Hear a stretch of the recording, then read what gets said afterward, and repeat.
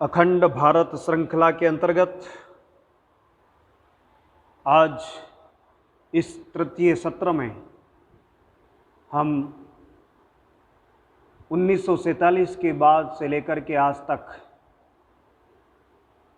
भारत को तोड़ने के लिए जो भी अराष्ट्रीय गतिविधियां हमारे देश में चल रही है, भारत को फिर से खंड खंड करने के जो भी प्रयास चल रहे हैं, उनके बारे में चर्चा करेंगे। क्योंकि बिना जागरूक हुए, बिना समझदारी बढ़ाए हम भारत की परिस्थितियों का और वर्तमान परिस्थितियों का ठीक से आकलन करके निष्कर्ष नहीं निकाल सकते। इसलिए वर्तमान में बहुत बड़ी आवश्यकता है कि हम ठीक ठीक प्रकार से पूर्ण प्रामाणिकता के साथ वर्तमान परिस्थितियों का अध्ययन करके और भारत में जो अराष्ट्रीय गतिविधियां चल रही है उनका आकलन कर सकें। 2011 में एक पुस्तक प्रकाशित हुई थी, breaking India. Doctor Rajiv Malhotra व अरविंदन नीलकंदन, इन्होंने बहुत शोध करके, अन्वेषण करके ये पुस्तक लिखी है। और पुस्तक को पढ़ने के बाद लगता है कि सारे तथ्य बड़े प्रामाणिक सत्य हैं और भारत को जागरूक करने के लिए उनका बहुत बड़ा योगदान है। 9 वर्ष पहले ये पुस्तक लिखी गई थी और इन 9 वर्षों में 9 वर्ष पहले जो उन्होंने लिखा था, आज भी ऐसा लगता है जैसे 9 वर्ष पहले नहीं, आज ही जो घटनाएं घटित हो रही है वो सब संदर्भ उस पुस्तक में है। 9 वर्ष पूर्व जो ऐसा समय था कि उग्रवादी संगठनों ने भारत के कुछ सत्ताधीश राजनीतिक दलों का आसरा लेकर अपना काम जारी रख रखा था, इसलिए देश का भविष्य खतरे में आ चुका था। उत्तर में कश्मीर और पूर्वोत्तर में आसाम, इन राज्यों के आसपास पहले पहले शुरू होने वाले उग्रवादी हमले देश के हर एक राज्य में फैलने लगे थे। देश में हर एक आस्था का स्थान, हर एक औद्योगिक बस्ती स्थान, हर एक संचार स्थल अथवा हर एक सहकारी सोसाइटी में हर स्थान पर सरकारी अथवा निजी पहरे बैठा दिए गए थे। स्थिति ऐसी बन गई थी कि किसी भी मंदिर में जाने के लिए पहले जांच होती थी, बाद में कांच में दर्शन किया जाता था। राह में चलना भी असुरक्षित सा हो गया था। मई 2014 में जब भारत में सत्ता परिवर्तन हुआ और स्थिति प्रतिदिन बदलने लगी, लेकिन ऐसा बिल्कुल नहीं है कि अब ये सारे खतरे समाप्त हो गए। हाँ, वो कमजोर, ऐसी शक्तियां कमजोर जरूर होने लगी है, लेकिन जिन्हें इस देश पर 1000 से अधिक वर्षों तक हमले करने का चस्का लगा है, उनकी नीयत शीघ्र ही नहीं बदलेगी। जल्दी ही, शीघ्रता से ही वो अपनी नीयत को बदलने वाले नहीं हैं। आज भी वे उग्रवादी संगठित रूप से काम कर रहे हैं, यही दिखता है। जब तक उस पर हर एक उस उग्रवादी संगठन का स्वतंत्र तथा मिलजुल कर राष्ट्रद्रोही प्रचार जारी है, तब तक देश के हर एक नागरिक को सचेत एवं कृतिशील होना आवश्यक हो गया है। इसलिए आज मैं इस सत्र में उन सभी बातों की चर्चा करना चाहूँगा और हमें इन बातों का गहन अध्ययन और विश्लेषण करना है और हमें स्वयं जागरूक होकर के समाज को जागरूक करना पड़ेगा, तभी इस देश को बचा सकते हैं, इस राष्ट्र को बचा सकते हैं। पिछले कुछ समय से हमें दिखाई दे रहा है विभिन्न विचारधाराओं वाले आतंकी संगठन एकजुट होकर के देश विरोधी गतिविधियों में लिप्त है। हालांकि उनका ये प्रयास काफ़ी पुराना है। लेकिन किसी विश्वविद्यालय में ये नारे लगते हैं, देश की बर्बादी तक लड़ेंगे और भारत तेरे टुकड़े होंगे, इंशाअल्लाह इंशाअल्लाह। ये जो घटनाएं हैं ये बहुत कुछ आने वाले समय का संकेत करती है। इसलिए इन सभी बातों को ठीक से हमें समझना पड़ेगा। लगभग 10-15 वर्षों से हमारे देश में ऐसी अनेक घटनाओं का सिलसिला चल निकला है और जेएनयू की उस गंभीर घटना को जरूर मैं यहाँ बताना चाहूँगा। 9 फरवरी 2016 को वहाँ भारत की बर्बादी तक जंग रहेगी के नारे लगाते छात्रों का चित्र, वो वीडियो आज भी ताज़ा हो जाता है। घटना का कारण क्या था मालूम है हमें? घटना का कारण था इसी दिन 2013 में अफजल गुरु को फांसी दी गई थी, जिस पर भारत की संसद पर हमला करने का जुर्म साबित हो चुका था। और घोर तलब है कि ऐसा नारा लगाने वालों में पाकिस्तान स्थित एक आतंकवादी संगठन के कुछ समर्थक भी शामिल थे और वामपंथी विचारों वाले युवाओं का एक गुट भी था। और जेएनयू में वामपंथी युवाओं का एक गुट प्रभावी है, अभी भी है। वहाँ से कन्हैया कुमार जैसे अनेक युवाओं को भ्रमित करके निकाला जा रहा है। ये समस्त बातें हमने टीवी चैनल्स में सब जगह सुनी होगी, लेकिन बात समझने लायक एक है।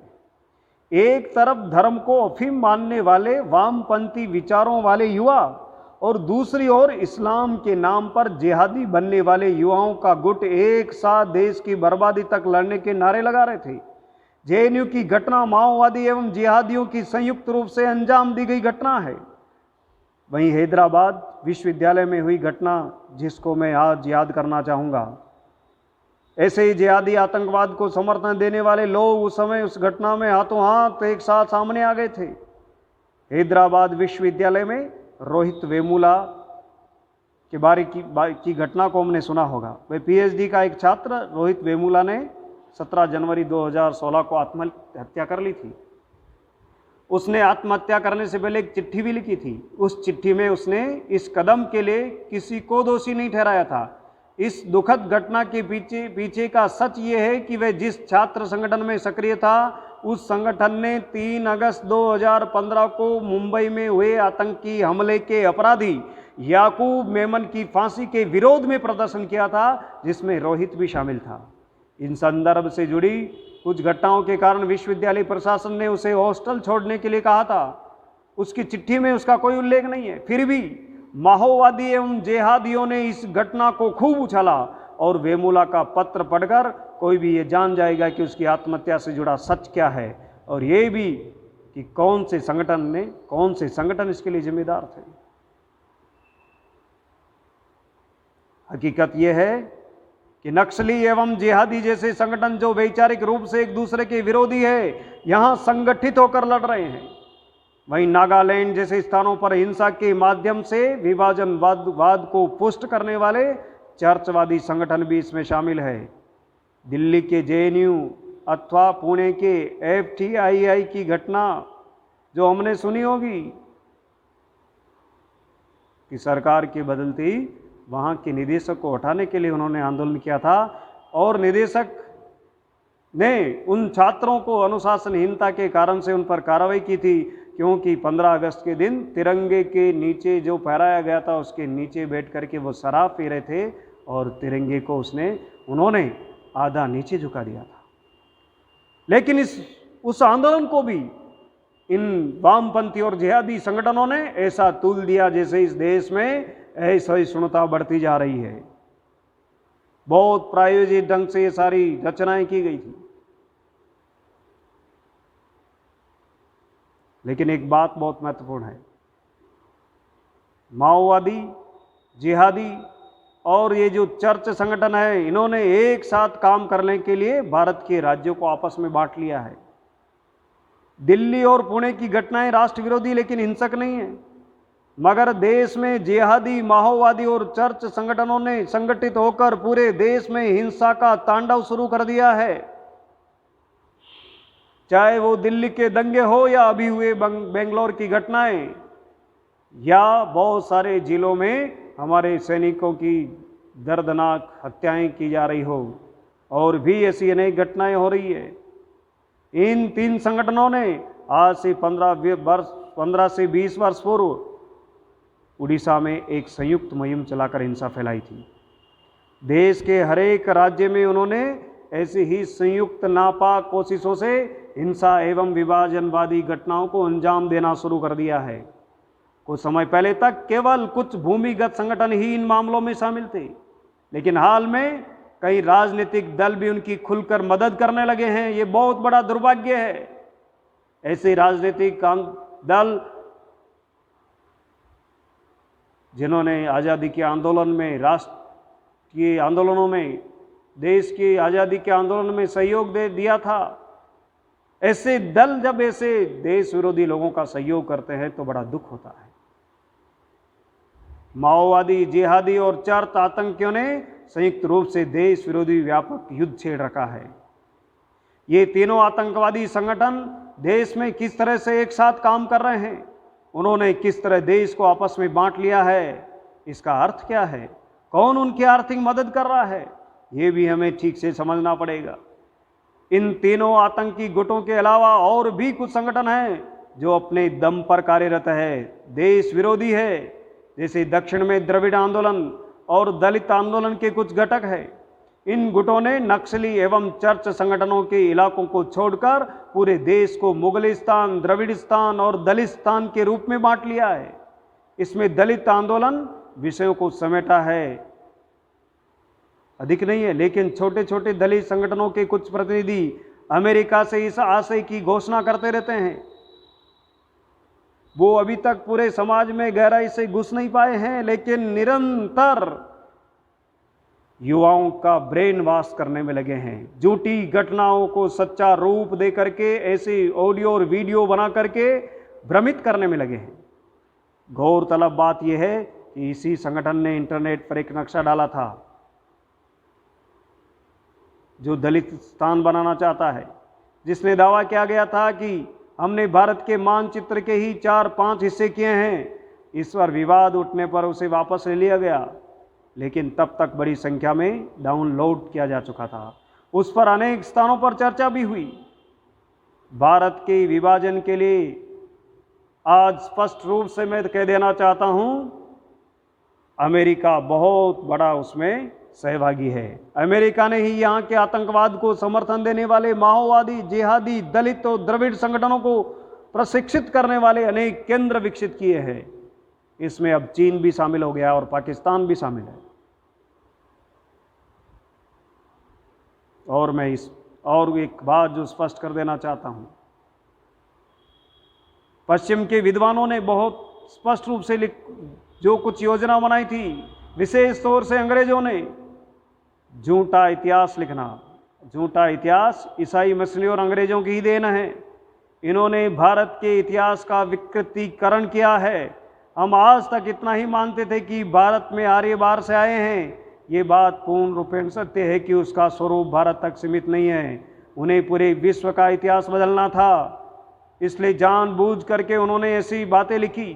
15वीं सदी में विश्व के 150 देशों में सत्ता हस्तगत करने का प्रयास करने के बाद 200-250 साल तक विश्व में प्राकृतिक संसाधनों को लूटने एवं अन्य तरह की लूट के बाद उन्हें महसूस हुआ कि विश्व का इतिहास हम लोगों से शुरू होता है। ऐसी बातों की प्रवृत्ति शुरू की जानी चाहिए। आधार के लिए उन्होंने बाइबिल की एक कथा को लिखा, आधार बनाया, जिसे नोहा कथा कहते हैं।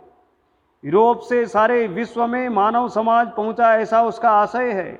आर्य भारत में बाहर से आए, ये उस बनावटी कथा का, उस कहानी का हिस्सा है। विश्व में जहाँ जहाँ यूरोप का साम्राज्य था, वहाँ सभी जगह जितने विश्वविद्यालय थे, वहाँ पर नोहा कथा को आधार बनाकर ही ऐसा अनुसंधान शुरू किया गया जानबूझ करके। आज दुनिया में 150 से भी ज़्यादा देशों में जो इतिहास सिखाया जाता है वह पूरी तरह से नोहा की कथा पर आधारित है। जहाँ यूरोपीय लोगों का शासन था, तब तक दूसरा कोई चारा नहीं था, लेकिन आज इन सभी देशों में इतिहास बदलने के लिए जागृति फैल रही है। भारत में भी वैसी ही स्थिति है जिसको हमें ठीक से समझना पड़ेगा। पिछले 60 से 65 वर्षों में देश में कांग्रेस की सरकारों के आतंकियों को समर्थन देने वाले राजनीतिक दलों के प्रत्यक्ष और परोक्ष समर्थन पर ही निर्भर होने के कारण इन गतिविधियों को सह मिलती चली गई। उन तथाकथित देशद्रोही लोगों ने हमारी सरकार, जो उस समय सरकारें थी, उनका प्रत्यक्ष रूप से सहारा लेना शुरू कर दिया। वो प्रशासनिक तंत्र तक में घुस गए।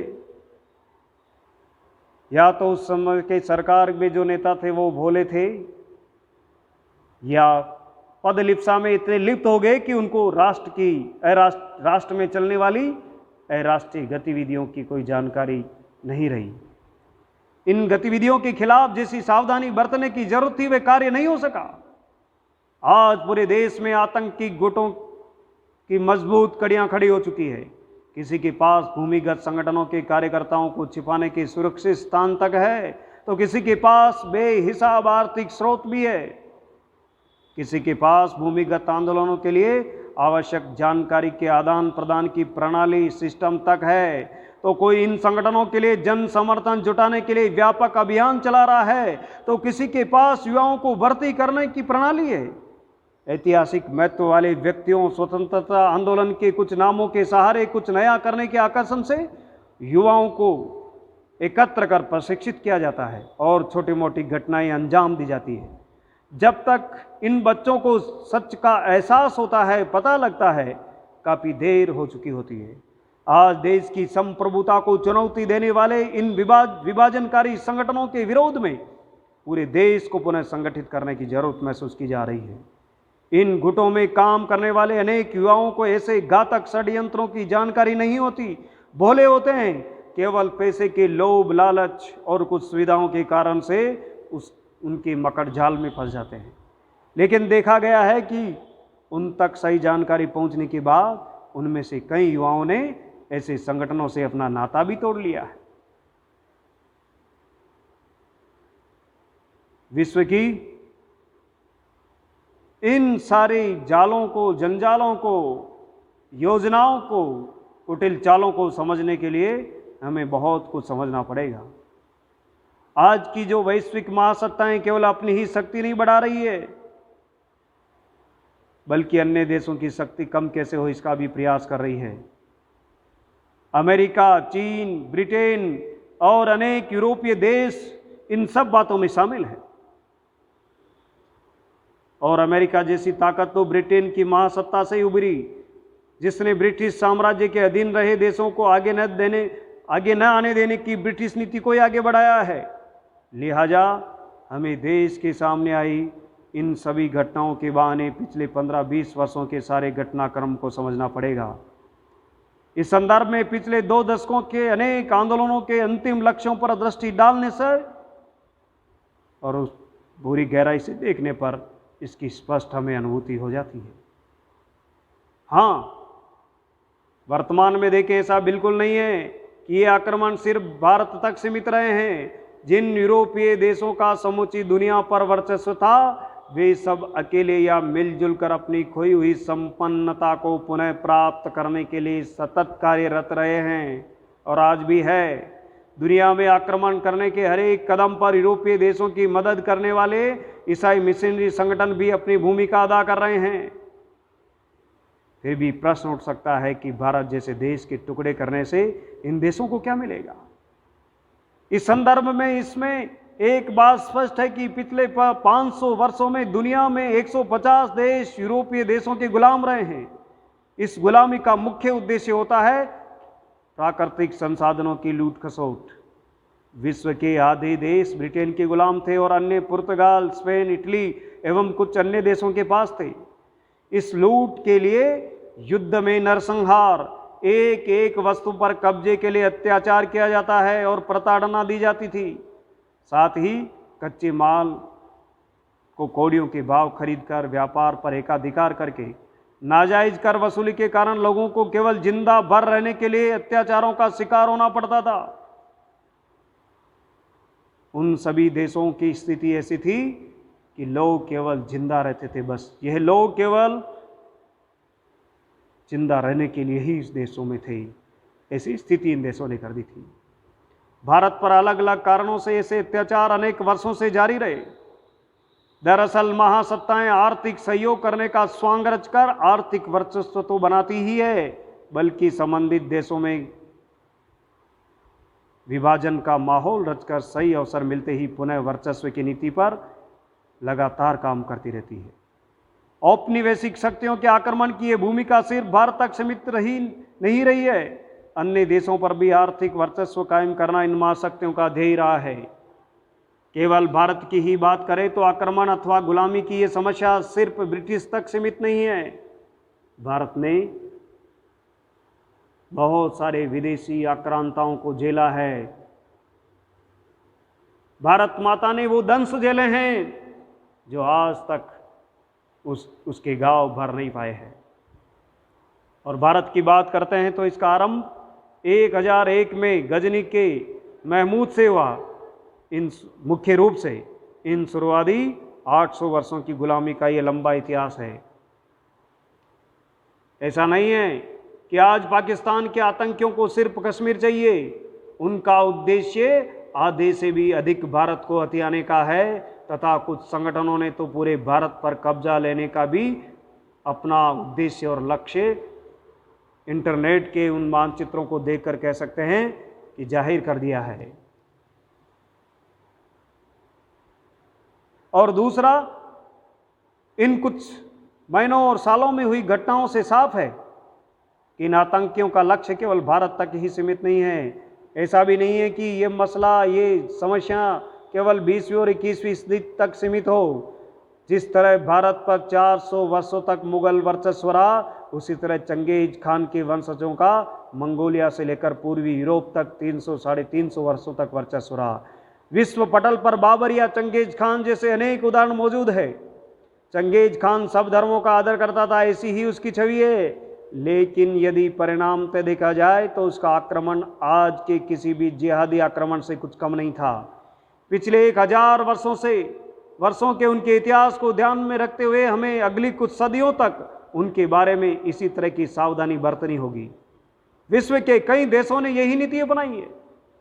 भारत में आज भले ही जिहादी और नक्सली आक्रामक दिखते हो, लेकिन उनके पीछे जो ताकतें हैं उन्हें, और भारत में वे जो भूमिका निभाते हैं उन्हें जानना आवश्यक है कि आखिर उन शक्तियों को उन ऐसी दुष्ट शक्तियों को, राष्ट्रीय गतिविधियों को शक्ति और सामर्थ्य कौन प्रदान कर रहा है। भारत में नागालैंड में ईसाई मिशनरियों का आंदोलन लगभग 25 वर्षों तक जारी रहा, लेकिन ये बात कोई नहीं जानता कि इस आतंकी आंदोलन को जिहादी संगठनों ने खड़ा किया था। वहीं पिछले कुछ दिनों की घटनाओं को देखें तो पूर्वोत्तर के उल्फा आतंकवादियों को अस्त्र पहुंचाने का काम जिहादियों ने किया है। इन जिहादी संगठनों ने भूमिगत होकर के नक्सली और चर्च संगठनों का काम करने वालों को पूरे देश में छिपने के स्थान भी मुहैया कराए हैं। आज के 15-20 वर्ष पूर्व दक्षिण भारत में LTTE अर्थात liberation tigers of Tamil Eelam का नाम हमने सुना होगा, वो संगठन सक्रिय था। उसी तरह आज भी कई स्थानों पर पीपल्स वार ग्रुप यानी PWG नामक संगठन सक्रिय है। उसे भी पैन इस्लाम की ओर से अस्त्र आपूर्ति और भूमिगत लोगों को छिपने के स्थान उपलब्ध कराए जाते हैं। जिहादियों और नक्सलियों के अपने अपने दूरगामी लक्ष्य हैं और इसके लिए यूरोपीय संगठन कमर कसकर उनकी मदद को तैयार है। भारत के संचार माध्यमों में इन संगठनों के लिए सहानुभूति बटोरी जाए, राजनेताओं का सहयोग मिलता रहे, स्थानीय क्षेत्रों से और स्थानीय जो भूभाग है उससे आर्थिक मदद, और सबसे महत्वपूर्ण ये है कि आपसी संबंधों का आदान प्रदान होता रहे। ये बेहद जरूरी काम होते हैं। इन तीनों संगठनों द्वारा एक दूसरे के लिए ये सब उपलब्ध कराया जा रहा है। इस संदर्भ में देश विदेश में रहकर काम करने वाले प्रोफेसर विशाल मंगलवाड़ी द्वारा दिए गए एक नारे का स्मरण सबको कराना जरूरी है आज के दिन। उनका कहना था कि ईसाई माओवादी जो कुछ सैकड़ों की संख्या में हैं, वे शीघ्र ही सारे उड़ीसा राज्य का रूप बदल डालेंगे। उड़ीसा में 10-15 वर्ष तक उनकी संयुक्त आतंकी गतिविधियां जारी थी। इन आतंकी संगठनों के संयुक्त अभ्यास एवं प्रशिक्षण शिविर चल रहे थे। नागालैंड के लिए उनके द्वारा स्थापित संगठन का नाम national socialist council of Nagaland था। माओवादी और ईसाई मिशनरीज का संयुक्त नारा था सोशलिस्ट नागालैंड फॉर क्राइस्ट। याद रखना होगा कि नागालैंड में ये सारी गतिविधियां मुख्यतः अमेरिका स्थित बैप्टिस्ट मिशन की ओर से जारी थी। यद्यपि ये सारी जानकारियां भारतीय लोगों के लिए नई अथवा चौंकाने वाली है, और हम सब लोगों के लिए भी हो सकता है बहुत सारों के लिए नहीं हो, जिनको आज तक इन बातों की जानकारी नहीं थी, पर अमेरिका एवं ब्रिटेन के अनेक विश्वविद्यालयों में इस जानकारी को संकलित किया गया है। नागालैंड में शुरू होने वाला विभाजनकारी आंदोलन बाद में अन्य राज्यों में फैला, जिसमें मुख्य रूप से उड़ीसा, आंध्र प्रदेश और अरुणाचल प्रदेश है। कैम्ब्रिज विश्वविद्यालय के एक शोधकर्ता प्रोफेसर पॉल प्रेस्टन द्वारा एशिया, अफ्रीका और दक्षिणी अमेरिका की राजनीति में चर्च संगठनों अर्थात एवेंजेलिस्ट संगठनों का सहयोग विषय पर प्रस्तुत शोध निबंध में ये जानकारी दी गई है। भारतीय लोगों को सिर्फ इतनी जानकारी है कि सन 2004 तक भारत में चर्च संगठन यूं तो सुप्तावस्था में थे, शायद उन्होंने तैयारियां शुरू कर दी थी, लेकिन 2004 के बाद उन्हें माओवादियों की मदद मिलनी शुरू हो गई और बम विस्फोट, जेल तोड़ने जैसी घटनाएं एवं सहयोग न करने वाले राजनीतिज्ञों पर हमले शुरू हुए। कुछ स्थानों पर तो उन्होंने समानांतर सरकारें भी स्थापित कर दी। पूर्वी राज्यों में कहाँ कहाँ खनिज है, उनकी गिनती शुरू हुई। उन खनिजों का उत्खनन कैसे हो, इस पर संगोष्ठियां होने लगी। भारत के इन भूमिगत आतंकवादी आंदोलनों को दुनिया के बड़े बड़े देशों और संगठनों के सहयोग को लेकर विश्व के बड़े बड़े विश्वविद्यालयों को जानकारी होती है, लेकिन भारत में किसी को उसकी जानकारी न हो, इससे तो पूरी सावधानी बरती जाती है। वो बड़ी सावधानी से काम करते हैं, मायावी तरीके हैं उनके पास, और भारत की भोली भाली जनता और भोले भाले कुछ राजनेता इसमें फंसते चले जाते हैं। भारत के संचार माध्यमों अर्थात समाचार पत्र, टीवी चैनलों में चर्च संगठनों का बड़े पैमाने पर निवेश है।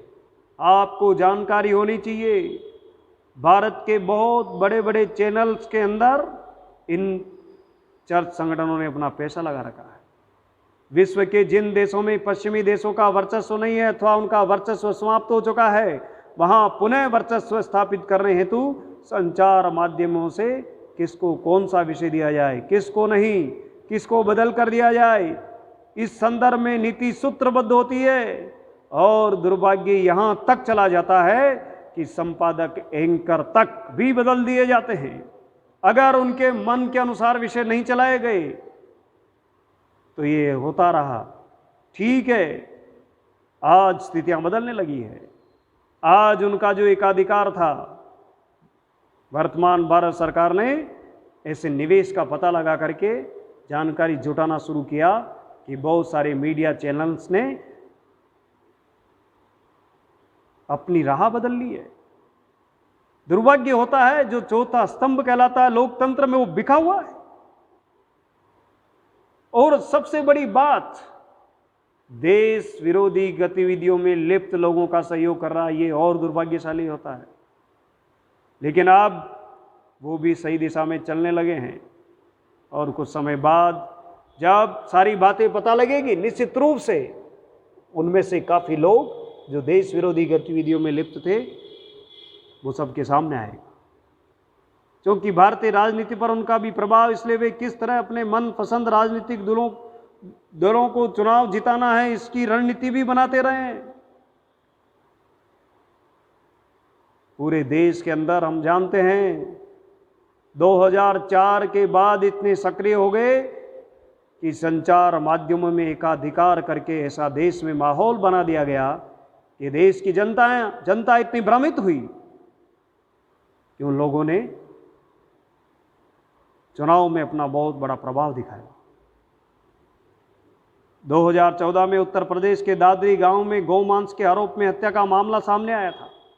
विभिन्न चैनलों और प्रिंट मीडिया ने उसे बड़ा चढ़ाकर दिखाया, लेकिन पश्चिम बंगाल में कुछ हिंदुओं पर हुए वैसे ही अत्याचार का भारतीय संचार माध्यमों ने बहिष्कार किया। ये हुई हाल ही में कुछ घटनाओं के उदाहरण हैं, परंतु इतना स्पष्ट है कि भारत के संचार माध्यम मुख्यतः इसी उद्देश्य से काम करते रहे हैं। वर्ष 1950 को केंद्र में रखा जाए तो उससे पूर्व 5 वर्ष की अवधि में और उसके बाद 5 वर्ष दुनिया के अनेक देशों को यूरोपीय देशों से ही स्वतंत्रता प्राप्त हुई। इन देशों में संचार माध्यम शुरू करने की दृष्टि से आर्थिक अनुकूलता नहीं थी, इसलिए इस परिस्थिति का लाभ उठाते हुए यूरोपीय देशों ने चर्च के माध्यम से मीडिया में निवेश किया और इसका उन्हें कितना लाभ हुआ यह हम देख रहे हैं। भारत के पूर्वोत्तर में तो वर्ल्ड काउंसिल ऑफ चर्चेज संगठन द्वारा ही समानांतर प्रशासन शुरू किए जाने की स्थिति बन गई थी और उस समय नागालैंड राज्यपाल के रूप में नियुक्त एम थॉमस ने भारत सरकार को जो रिपोर्ट भेजी वह हर भारतीय को पढ़नी चाहिए, जरूर पढ़नी चाहिए। राज्यपाल एम थॉमस ने केंद्र सरकार को इसकी विस्तृत जानकारी दी थी कि विदेशी चर्च संगठन पूर्वोत्तर राज्यों में विभाजनकारी परिस्थितियां पैदा कर रहे हैं। उन्होंने उक्त रिपोर्ट में यह भी कहा था कि भ्रष्टाचार, हिंसा और सिफारिश द्वारा विदेशी ताकतें यहां काबिज होती चली जा रही है। देश को तोड़ने के लिए निकली हुई ये आतंकवादी संगठन किस तरह काम कर रहे हैं और किस तरह से इनका षड्यंत्र पूरे देश में फैल रहा है, हम अगले सत्र में चर्चा करेंगे।